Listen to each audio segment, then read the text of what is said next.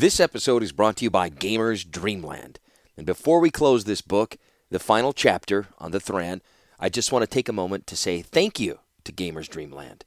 This project, all the chapters, the voices, the weird risks and ideas that we get to chase with this, it exists because of gamersdreamland.com. They didn't just sponsor an episode, they sponsored the entire book. And even more than that, gave me the space and time to make it mine. Nothing about what I should be saying, just encouragement to have fun, be creative, and make something real that would be worth it. And that is something that is pretty rare as far as I'm concerned, and I'm really happy we were able to create a relationship throughout the entire book. So that meant a lot to me. And if this podcast means anything to you, if you felt transported, inspired, had a good time, enjoyed the ads for Gamers Dreamland, return the favor. Check out gamersdreamland.com. It's a no-nonsense place to grab singles, quality cards, good prices, shipped right, run by someone who believes in supporting creative work, so we should support them as well. Again, you're not just buying cards, you're keeping projects like this alive. Gamers Dreamland, thank you so much. Gamers Dreamland, your online LGS. And to them and to you for listening, truly, thank you.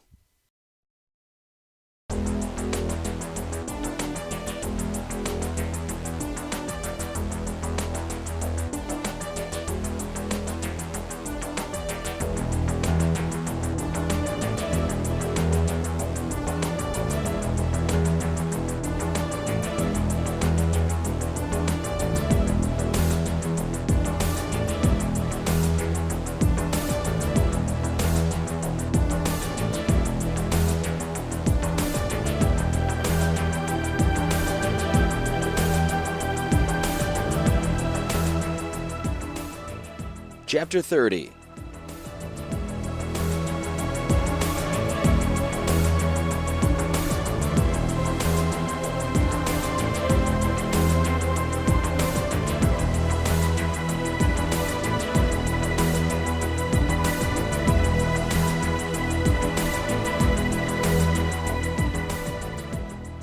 Rebecca was alone now. Glacian was dead. The refugees had fled. Only the dead and dying remained in the manor rig.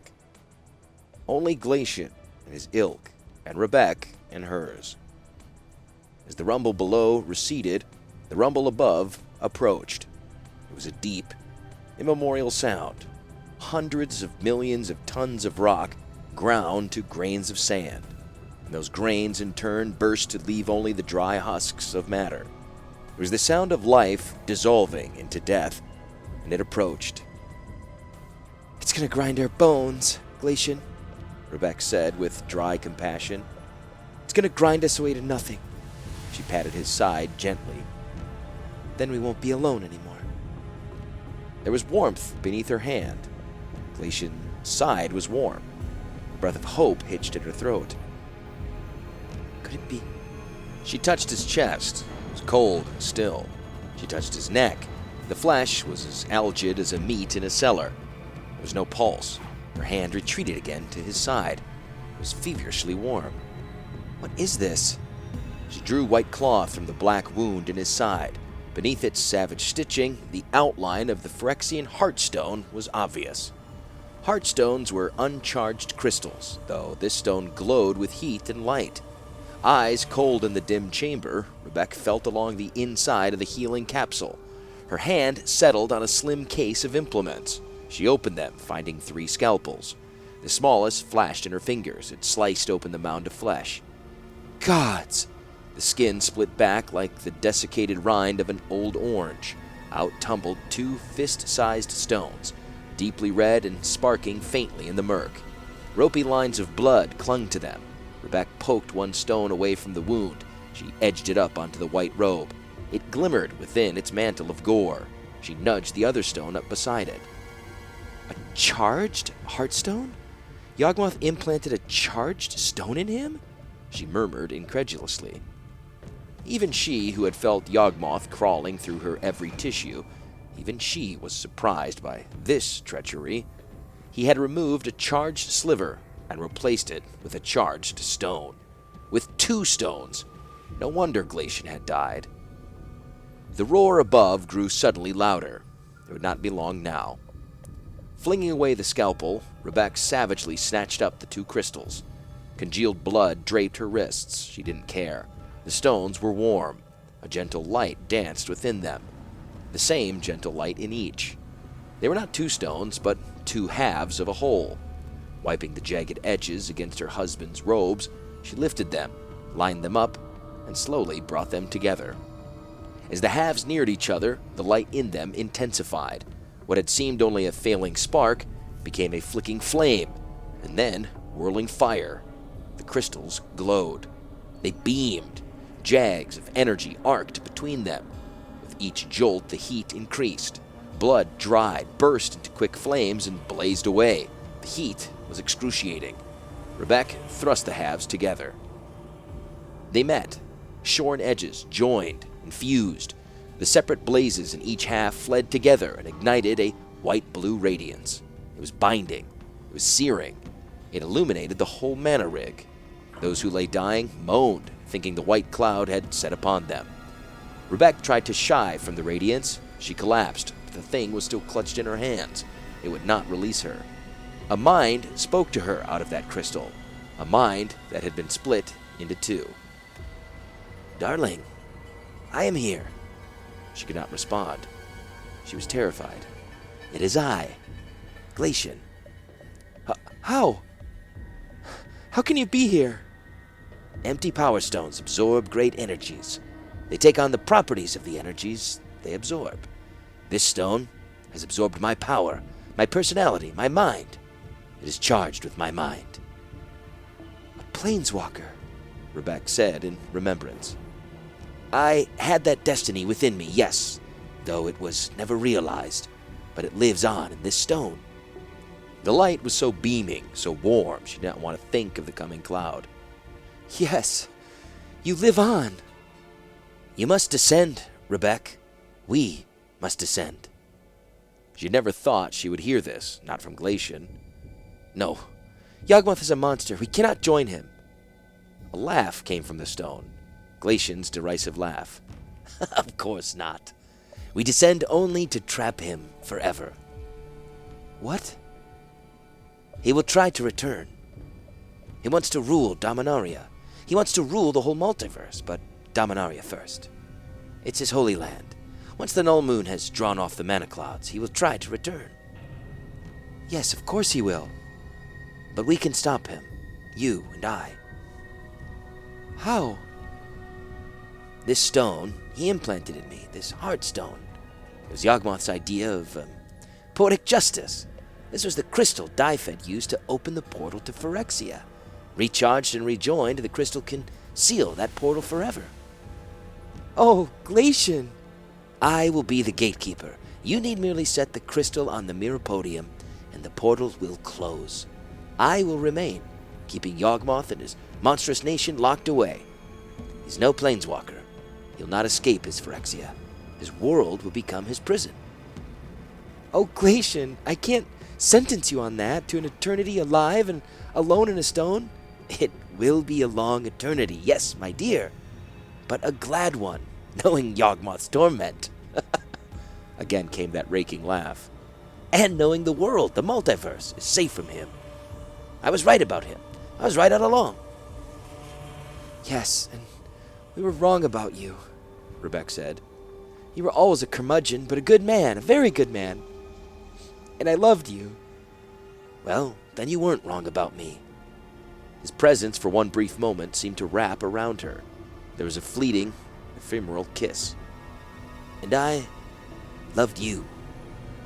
Now, you must descend. We must banish Yawgmoth once and for all." "Yes."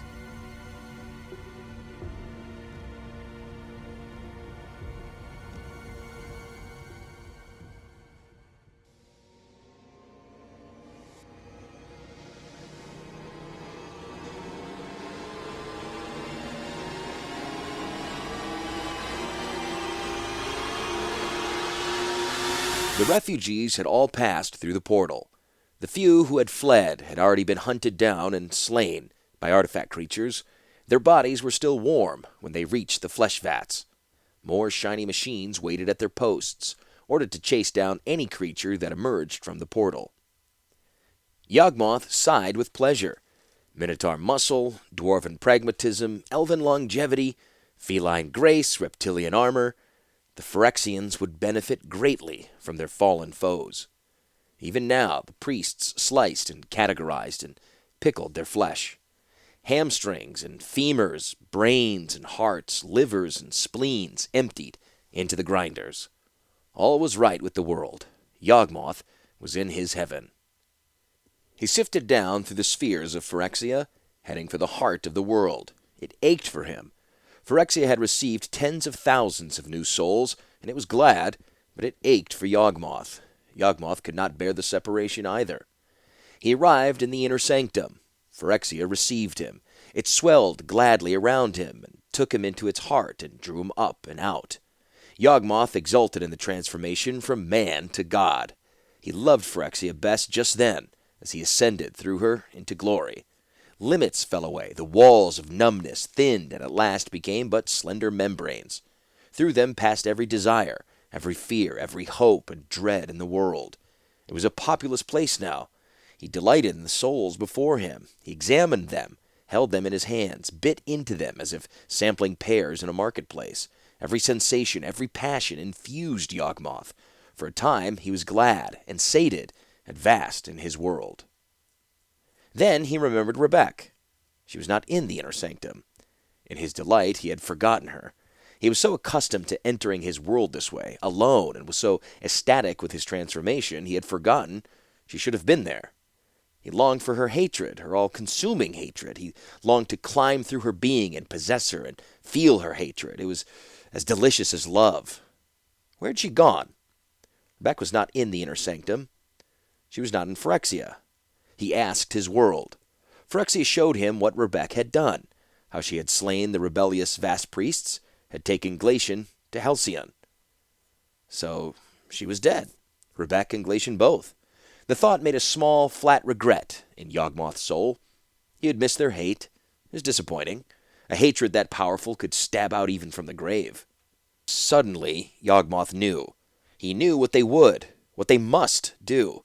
It was not regret, but panic that flooded through him as he pulled away from his world. He descended from divinity to humanity and flung his being out to the portal.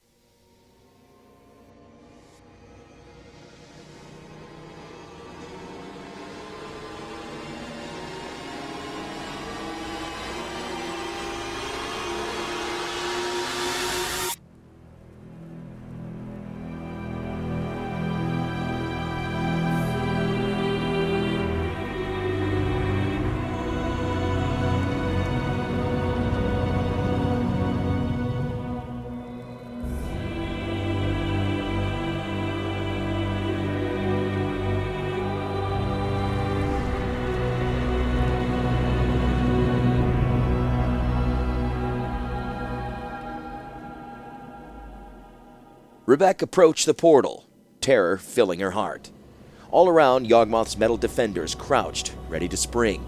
She staggered toward the mirror podium. Beyond, Phyrexia beamed, sun-bright, blue skies and gray mountains, emerald forests and golden plains. For a moment, she wondered how she would choose death over such a life. Then her eyes settled on the vast mushroom city. Figures moved there. They thronged in the streets. Herds of cattle, stripped, branded, sliced open, fitted with heartstones, made into loyal Phyrexians. Death would be far sweeter. She strode forward. Every Hellside guard was busy with the harvest. None remained beside the portal. She reached the mirror podium. "It's time, Rebecca. Seal it away, forever." "Yes," she said quietly. "It is time." "Why do you wait?" urged Glacian within the stone. "I want to see the sky, just a moment more," she said sadly. "Touch you a little while longer. The moment I seal the portal, I'm alone in darkness."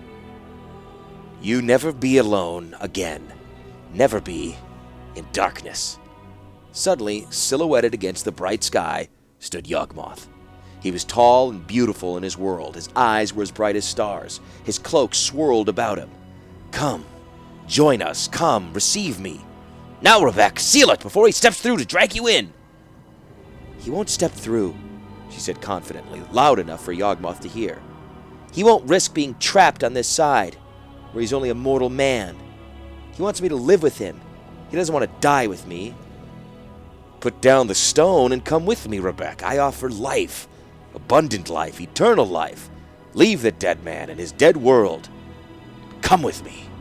Close the portal. Why do you wait? Do you want him to tempt you?" "I want to see the sky," Rebecca said. "I want to touch you, to hear your voices." "Voices? The moment I close the portal, I will be alone in the darkness." "You loved him? You loved him too?" "I want to see the sky a moment more." "Come, join us. Live, Rebecca, live."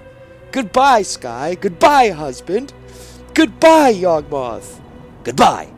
"No!" She placed the stone in its mirror sconce atop the pedestal. The crystal released her hands. Glacian's last touch. No sooner was the stone in place than light flared through the cave.